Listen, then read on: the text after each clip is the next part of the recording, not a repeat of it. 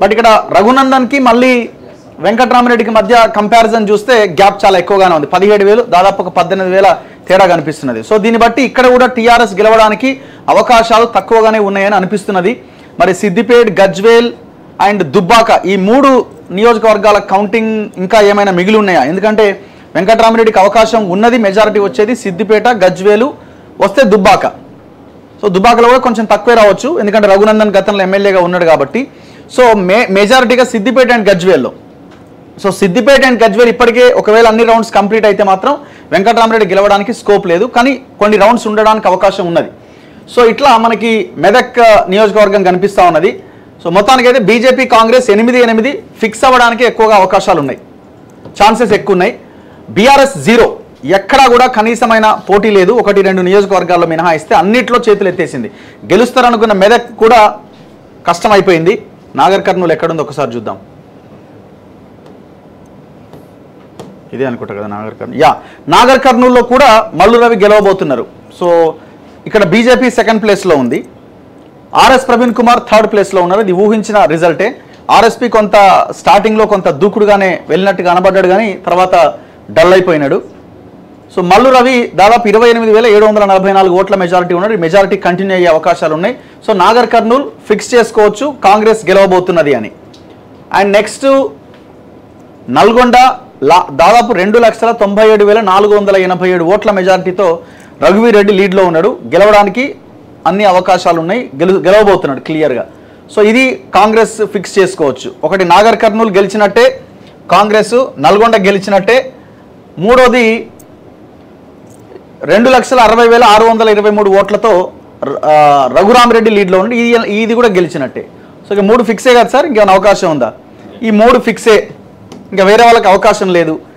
నాలుగోది మహబాద్లో కూడా 1,69,247 ఓట్ల మెజారిటీతో బలరాం నాయక్ బీఆర్ఎస్ మీద లీడ్లో ఉన్నాడు. సో ఈ సీటు కూడా గెలిచినట్టే. 4 ఖాతాలు వేసుకోవచ్చు, ఇంకా మనం ఆలోచించాల్సిన అక్కర్లే. ఐదోది కడియం కావ్య వరంగల్లో పోటీ గట్టిగానే ఉంటుంది అనుకున్నా, కానీ పోటీయే లేదు అసలు పెద్దగా. అంటే బీజేపీ కూడా సరే కొంతవరకు పోటీ ఇచ్చినప్పటికీ బీఆర్ఎస్ చేతులు ఎత్తేసింది. కాంగ్రెస్ 92,476 ఓట్ల మెజారిటీతో ఉన్నది. అంటే ఇక్కడ కూడా 5వ సీటు గెలిచినట్టే. ఇది మనం రాసి పెట్టుకోవచ్చు, ఇంకా అవకాశం లేదు. మనం ఇప్పుడే నెంబర్ చెప్పేయచ్చు ఎన్ని సీట్లు గెలుస్తారని. ఇక 6వ నియోజకవర్గం భువనగిరి నియోజకవర్గం. భువనగిరిలో కూడా కాంగ్రెస్ 1,00,000 దాటింది మెజారిటీ. సో కాబట్టి భువనగిరి కూడా చామల కిరణ్ కుమార్ రెడ్డి కాంగ్రెస్ పార్టీ గెలవబోతున్నది అన్నది వెరీ క్లియర్గా కనబడుతున్నది. సో 6 నియోజకవర్గాల్లో కాంగ్రెస్ స్వీప్ చేయబోతున్నది. 1, 2, 3, 4, 5, 6. సెవెంత్ నియోజకవర్గం పెద్దపల్లి నియోజకవర్గం. పెద్దపల్లిలో గడ్డం వంశీకృష్ణ 50,489 ఓట్ల మెజారిటీతో ఉన్నాడు, గెలవబోతున్నాడు. వెరీ క్లియర్, ఇంకా ఆప్షనే లేదు. సెకండ్ ప్లేస్ ఇక్కడ బీజేపీ వచ్చింది. కొప్పుల ఈశ్వర్ థర్డ్ ప్లేస్, ఆయన పెద్దగా ఓట్లనికి రాలే. సో 7th ప్లేస్లో కూడా బీజేపీ కాంగ్రెస్ గెలవబోతున్నది. అంటే 7 సీట్లు వచ్చేసినాయని మీరు లెక్కలో వేసుకోవచ్చు. నెక్స్ట్ 8వ స్థానం. 8వ స్థానం సురేష్ షెట్కార్కి సంబంధించింది జహీరాబాద్ నియోజకవర్గం. సురేష్ షెట్కార్ 18,239 ఓట్ల లీడ్లో ఉన్నాడు. నేను అనుకోవడం ఈ ట్రెండ్ ఇట్లాగే కంటిన్యూ అయ్యే అవకాశాలే ఉన్నాయి. సో పెద్దగా ఇక్కడ ఆ నియోజకవర్గాల్లో విపరీతమైన మెజారిటీ వచ్చి బీజేపీ పుంజుకునే అవకాశాలు చాలా తక్కువ. కాబట్టి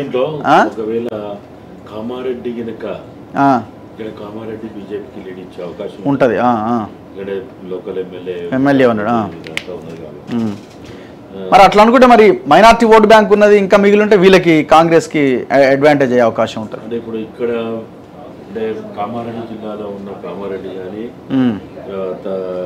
బాన్స్వాడ కానీ ఎల్లారెడ్డి కానీ ఈ 3 కొద్దిగా టిపికల్ గా ఉన్నాయి.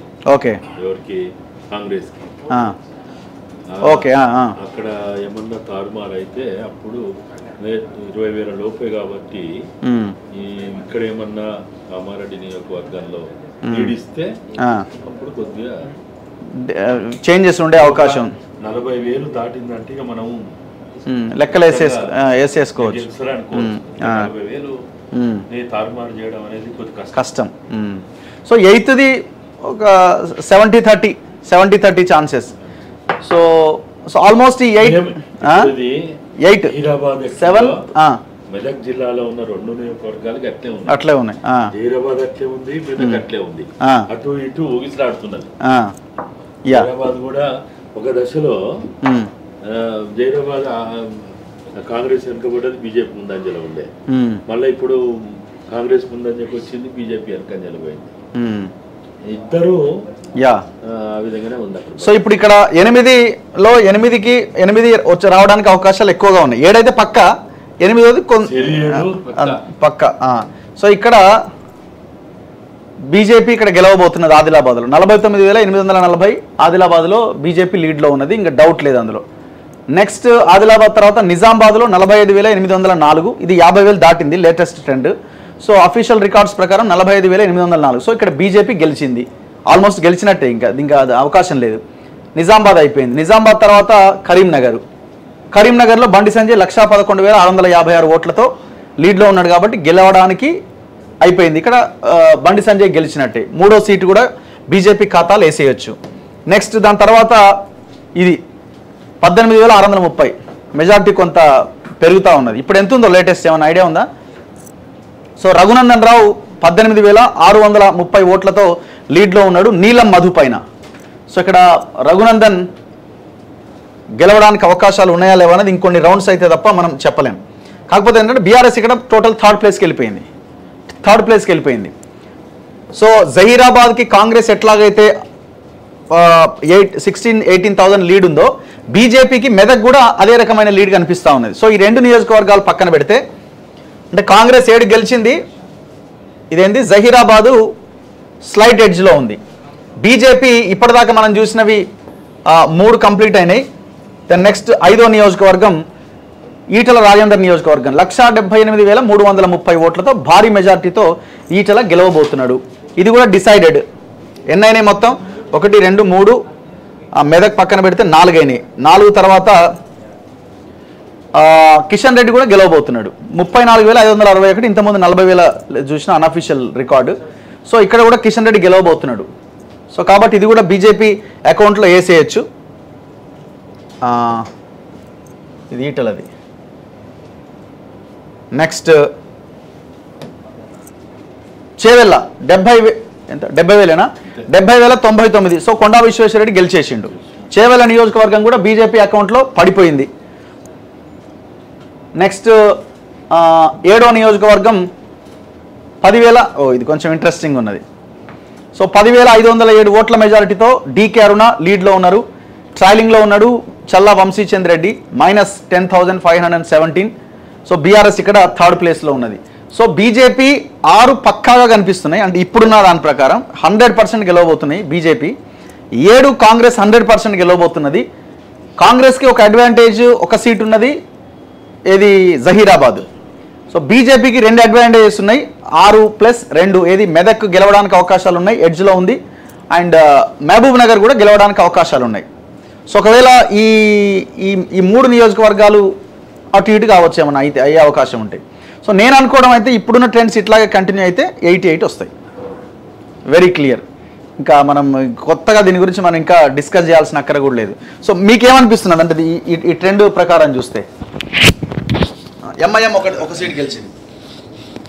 అంటే ఇవి దాదాపుగా మనము చాలా రోజులుగా మనం మాట్లాడుకుంటున్నాం. మన ఇంటర్వ్యూలో కూడా కాంగ్రెస్ పార్టీకి 8 పక్కా వస్తాయి, 8 తగ్గేంత పరిస్థితి లేదు. 8+ అంటే అది కొంత మనం ఒక రకంగా మిరాకుల్ అని చెప్పుకోవాల్సి ఉంటుంది అని చెప్పుకున్నాం.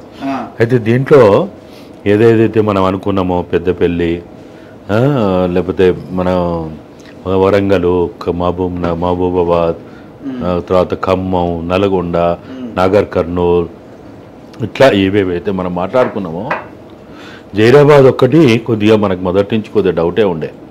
జైరాబాద్ మనం ఎటనగా జరుగుతుంది అనేది మనం మొదటి నుంచి చెప్పుకున్నాం. ఆదిలాబాదు విషయంలో అది చాలా వాళ్ళు సీతక్క చాలా ప్రయత్నాలు చేసింది, కానీ పోల్ మేనేజ్మెంట్లో వాళ్ళు అక్కడ వైఫల్యం చెందారు ఆదిలాబాద్లో. లేకపోతే ఆదిలాబాద్ సీటు వాస్తవంగా చెప్పాలంటే ఇప్పుడు మీరు చూడండి, నార్త్ తెలంగాణ బెల్ట్లో ఒక కరీంనగర్ తప్ప మిగతా అన్ని రావాల్సి ఉండే. అయితే నిజామాబాదు మనం మొదటి నుంచి అనుకున్నాం ఇది ఖచ్చితంగా బీజేపీ ఖాతాలోనే ఉంటుందని. నిజామాబాదు తర్వాత కరీంనగరు, మల్కాజ్గిరి, సికింద్రాబాద్, చేవెళ్ళ, దాదాపుగా ఇవి అనుకున్నదే. మహబూబ్ నగర్ మనం మొదటి నుంచి డౌట్ పడ్డాం. తర్వాత మెదకు డౌట్ పడ్డాం. బీజేపీకి 6 పక్కా వస్తాయి అనేది మనం మొదటి నుంచి అనుకున్నదే.